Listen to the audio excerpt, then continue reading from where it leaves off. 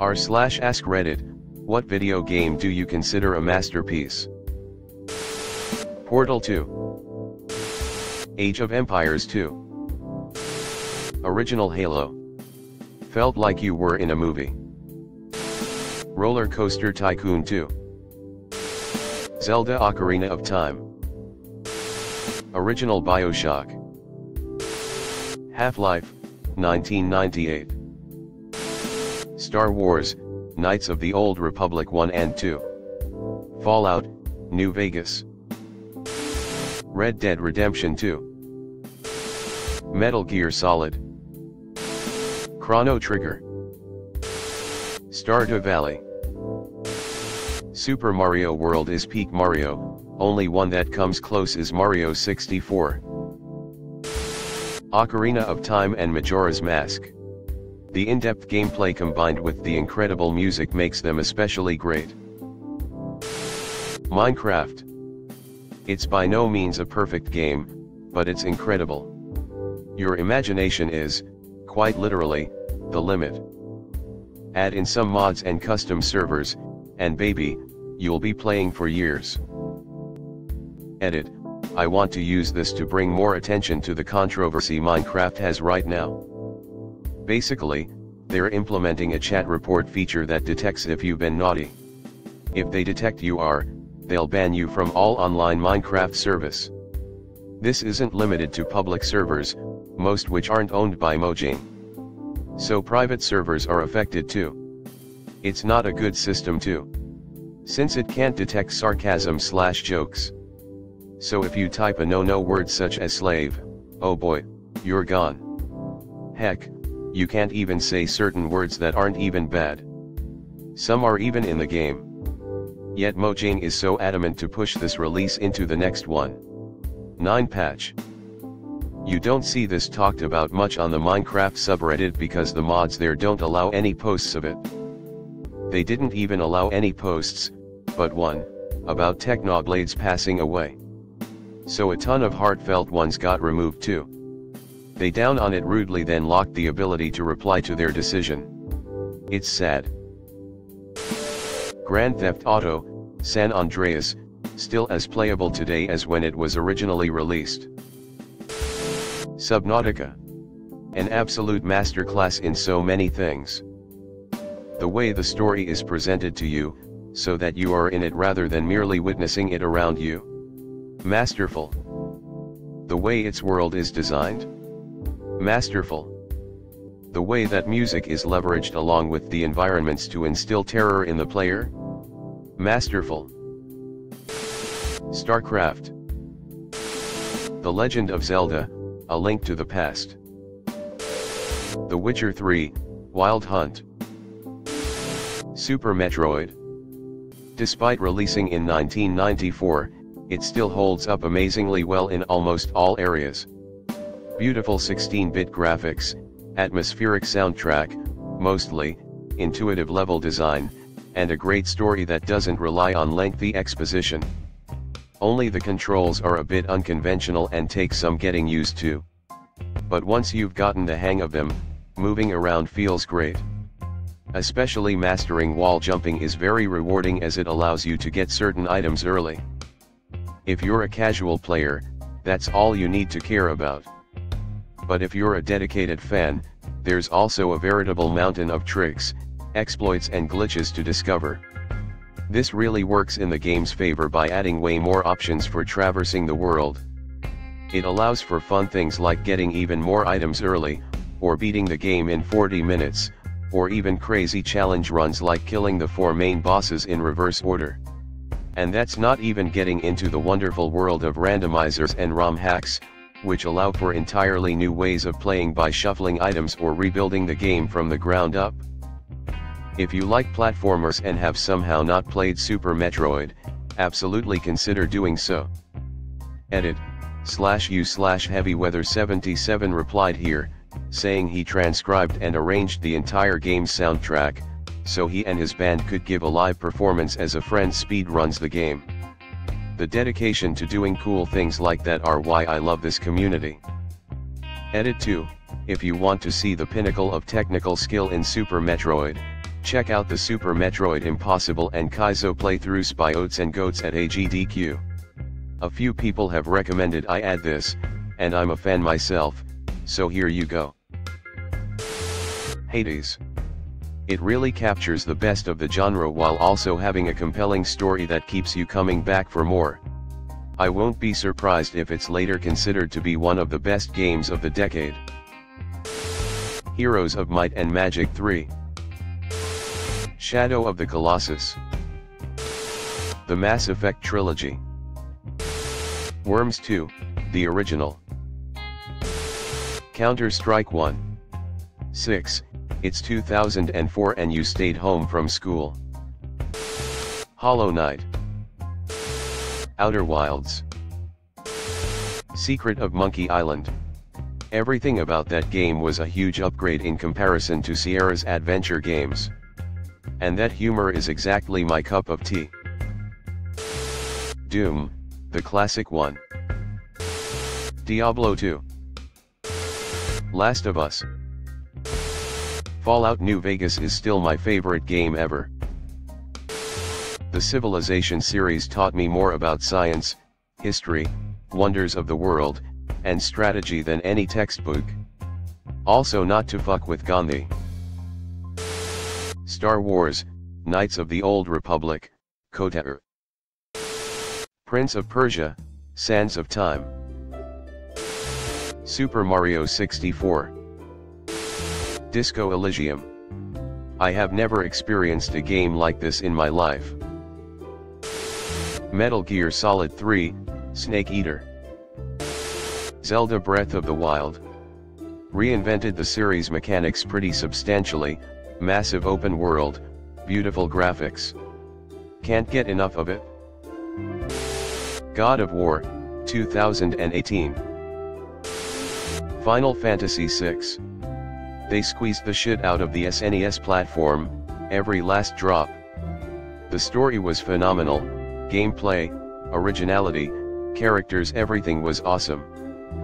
Chrono Trigger, however, will live as the best RPG on this side of the Milky Way. For me, Mass Effect 1, 2, 3. Everyone's experience can be a little different. The moments you can have with all the different characters really made it feel like you made some true friends. It felt like the story fully puts you in the first-person narrative. I started out a good person in the first one, lost some of my moral values in the second one, found myself again in the third one when Earth really needed me. Never could quite find love again after Lyra, but I always had my best friend Gurus to have drinks in the Citadel and shoot bottles. Bloodborne.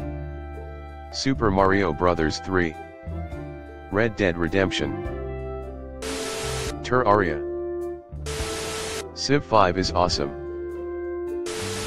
Fable 1, all the way. Castlevania SOTN. Pokemon Gold/Silver. They literally crammed 2 games onto one cartridge in a feat of programming genius. Monkey Island. GoldenEye. Fight me, cowards.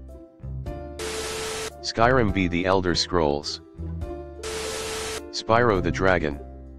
I mean the first Spyro game and the PS1 version. It's just consistent Colocathon fun and that's all it needs to be a masterpiece.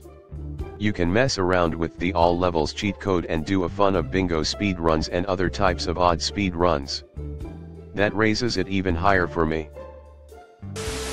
It's an old game called Ultima 4. Way before internet was a thing and you had to figure it out by yourself. I invested many hours playing that game. We still have unfinished business, LOL. I was probably the Ultima 4 guru. I knew what spells ingredients you needed, where you could get them or where to buy them. I knew where to get the Sunken Wilfito, get more hull points for the ships you could get. There was nothing I didn't know, or so I thought. Last fight is going down a dungeon, fighting the whole way through. I get my last guy down to the door, get asked the 3 questions that I knew the answer to, then it springs me a 4th question. What 4th question? What is it, holy carp? I don't know. I answer wrong and it brings me back all the way to the surface to try again. I didn't have the strength to do it again. Kerbal Space Program. FTL, Faster Than Light. The Stanley Parable. Titanfall 2. Okamai. I have no idea if anyone will even recognize that game, but it is absolutely incredible, a beautiful game based on Japanese mythology / Shinto legend with an even more beautiful story and soundtrack. HD versions are currently out on Xbox, Switch, and PC, I believe PS5 too, but I can't be sure. Seriously, give it a try. Edit, holy crap, this is my first comment that blew up. Thanks to all of y'all for all the upvotes and awards.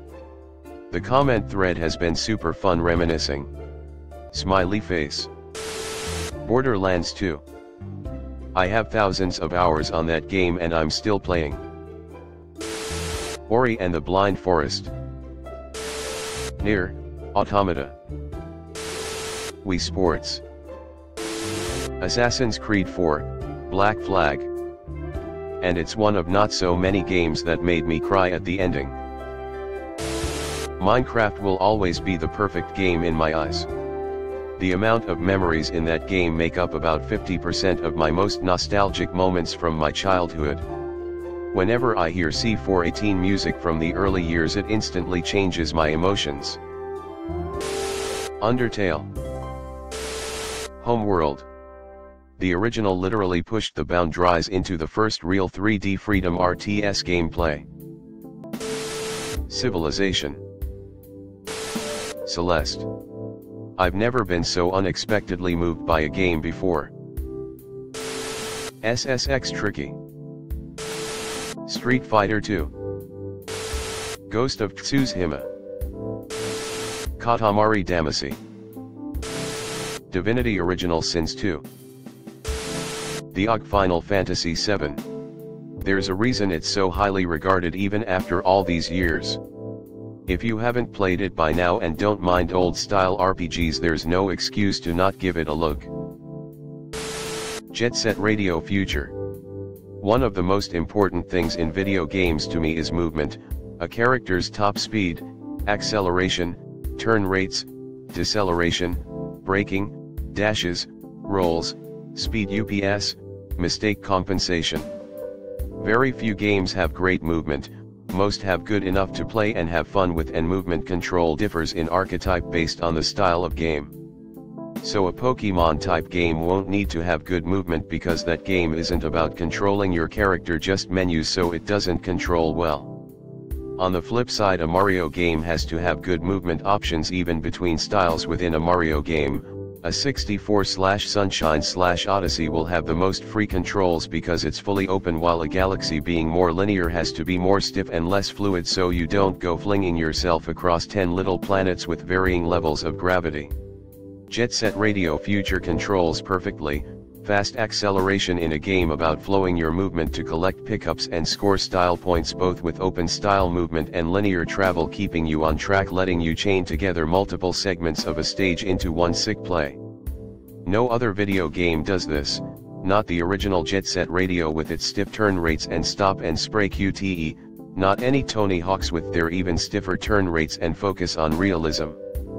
I don't think any game will ever be able to match the flow of movement that this game has. Sonic Adventure 2 comes close, but only in Sonic/Shadow stages. Final Fantasy X. Elden Ring.